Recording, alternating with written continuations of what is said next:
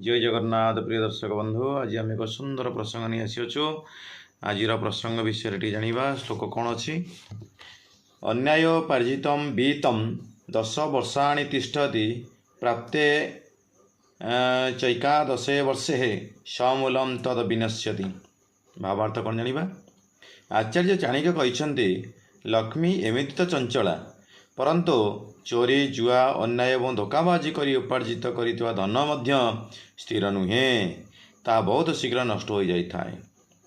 से आचार्य चाणक्य सीमा निर्धारण कर से कहते जे अन्याय दुर्तता अथवा बेईमानी रे संपृक्त कर अर्जित धन खूब बेसी हेले 10 वर्ष पर्यंत रहिबो।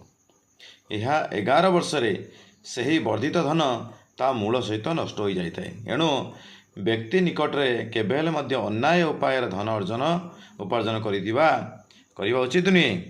जहाँ करवा सत उपाय उपार्जित धन ता बहुत दिन चिरदिन भी तिष्ठि रही थाए। तेणु परवर्ती वंशधर मानक यह काम आसी थाए। तेणु अन्याय अर्जित धनटा मैक्सिमम अधिक हेले 10 वर्ष पर्यंत तिष्ठि रही थाए। तेणु मानिले समस्त मंगल होता है। तेणु आमर चैनल ओम ज्योति क्रिएशन गोटे नुआ प्रयास आपण मानक निकट में आम सुंदर सुंदर प्रसंग उपस्थापन करुचु। जदि आम चैनल भल लगी था लाइक शेयर और सब्सक्राइब करंतु, अधिक मात्रा शेयर करंतु, जहाँद्वारा आम नुआ नुआ वीडियो आपण मानक निकट में उपस्थापन करें। जय जगन्नाथ।